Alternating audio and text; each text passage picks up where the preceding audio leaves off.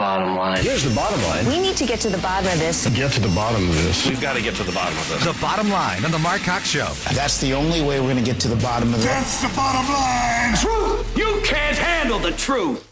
All right, we've got Alderman Jeffrey Boyd in the studio with us today. Alderman, how are you? I'm outstanding. How about you? I'm doing well. Merry Christmas to you and your family. Same to you. Appreciate that. Great to have you here.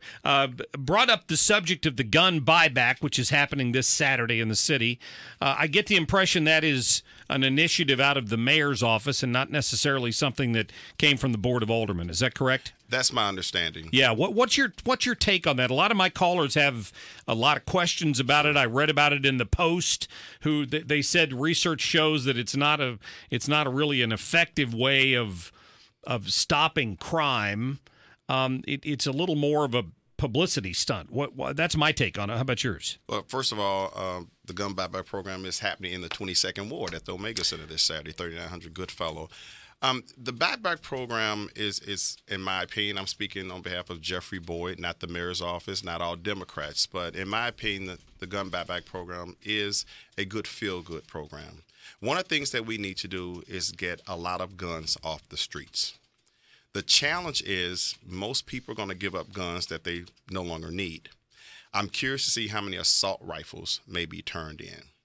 We have to do something. Unfortunately, the NRA want as many guns in the urban centers as possible. No, they don't. Absolutely, they don't. No, they don't. Why would you They say do. that? What's your evidence of that?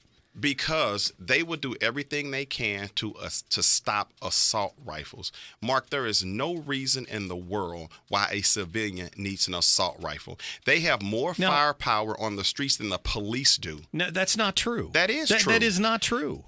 Talk to any police officer. But let's go back to the issue of assault rifles, because when Mayor Cruzen introduced, and I know it never came out of committee, I don't think, her assault weapons ban, I read it. And it very truly looked to me like whoever wrote it didn't know what the hell they were talking about, right?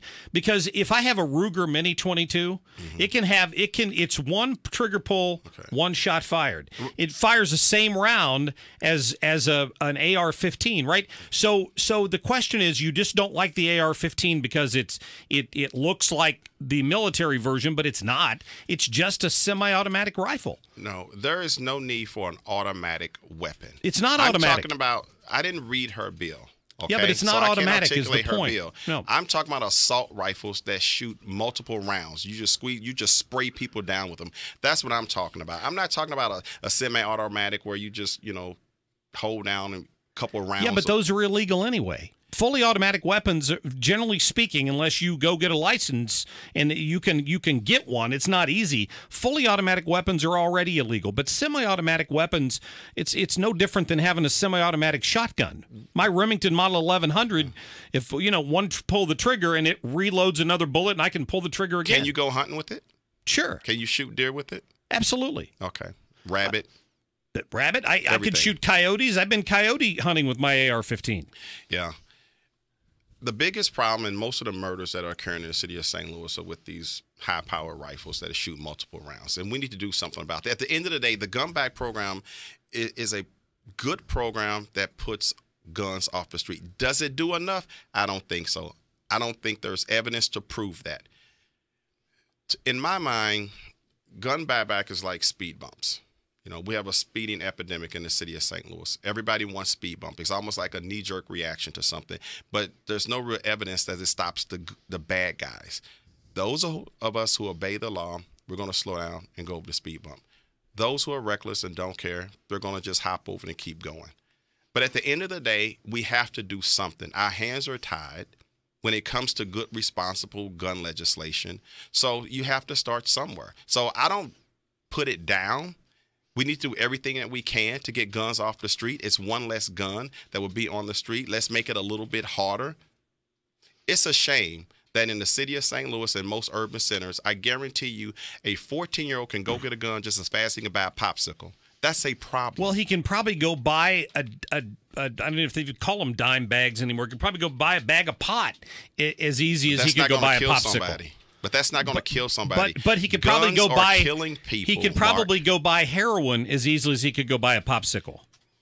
right? People have an individual choice on whether or not they want to do drugs, okay?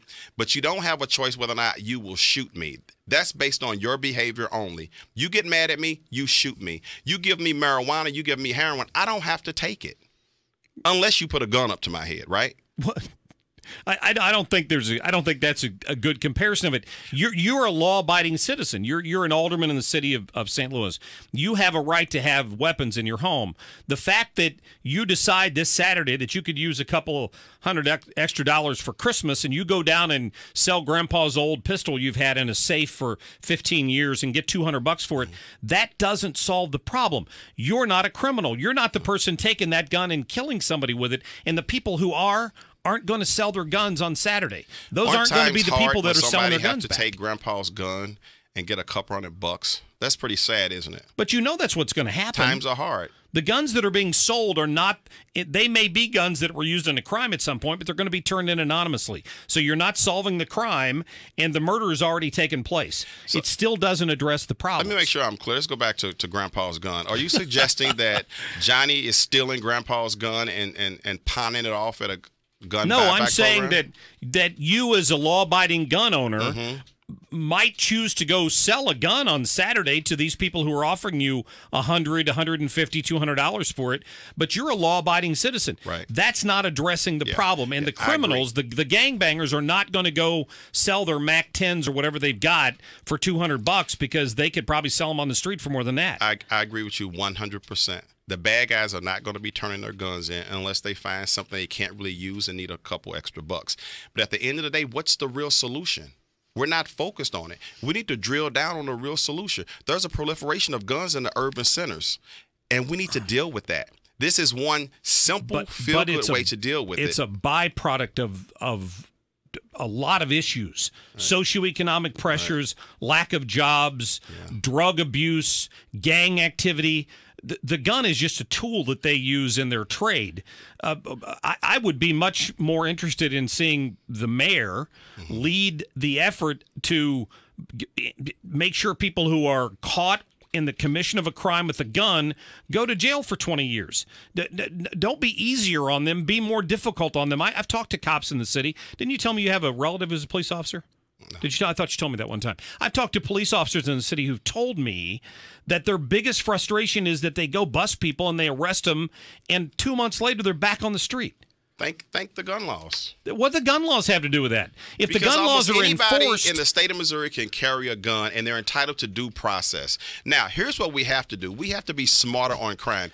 I disagree. You catch somebody with a gun committed a crime, lock them away for 20 years. No, that doesn't solve the problem, because then you have all these people incarcerated. Go back to Clinton. You know, you want to be tough on crime?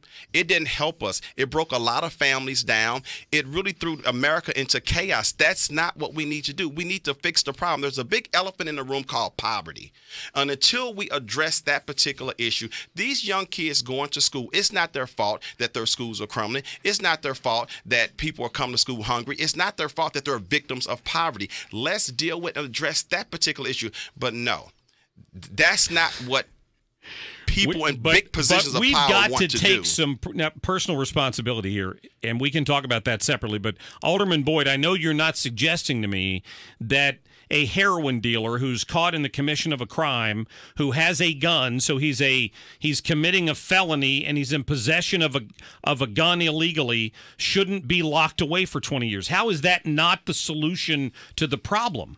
Because somebody will replace him. We see it every day in the communities that I live in. Yeah, but you've got that individual is off the street. Being gentle on them in the criminal justice system just doubles your problem. Okay, when they get to the criminal justice system, you lock them away for 20 years, what kind of life experiences are they going through? And when they get out, what are we doing to support them? Because that is happening. We have people that was locked up since the 90s. They're returning back to society, and the recidivism rate is ridiculous. They're ending up right back in the penal system. Why? Because we're not solving the root cause of the problem. We're just locking them up. Okay, you get them out the neighborhood for a few years, but these people have real issues that we need to support them and help them with.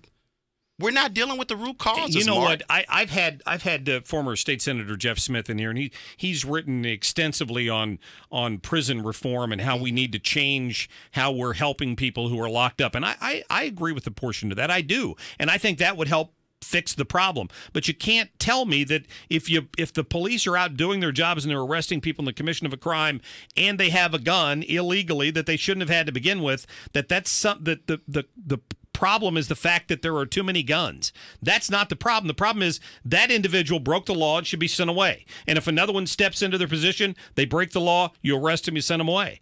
That starts to chip away at the problem. It does not. It absolutely does not. Where's the evidence of that? It has not helped society. I keep going back to the 90s. It has not helped society just locking people up. So fortunately for you, the Trump tax plan passed yesterday, and he's going to sign it soon. So when the economy takes off, that's going to help address the poverty issue, right? We'll see. Because there'll be more jobs available. I disagree with that, too. I don't think that's going to, it's not going to. I These knew you CEOs of would. these major corporations are not going to give raises. They already did. Their job is to maximize the wealth of their shareholders. They're going to use that money to reinvest in that corporation making more money, not Good. the people that work there. But they can't will, wait though. to see But they it. will have more money for salaries. And But if they you won't give it. And if you have a Why would they give it? have a 401k through your job or anywhere, you probably are a stockholder Mark, in one of these I hope companies. I'm wrong. I really do. Because I want to see people get raises on their jobs. I want to see the janitor go from $7 an hour to $9.50 an hour or $12 an hour. I want to see people's benefits a lot better than they are today. So I hope I'm wrong. I don't just historically I haven't seen it, and I'm just 53 years old. So The other thing that I would challenge you on there about the commission of crime is of the statistics I've seen, the majority of the murders that are happening are not happening with these you would call assault rifles. I would call semi-automatic weapons. They're happening with handguns.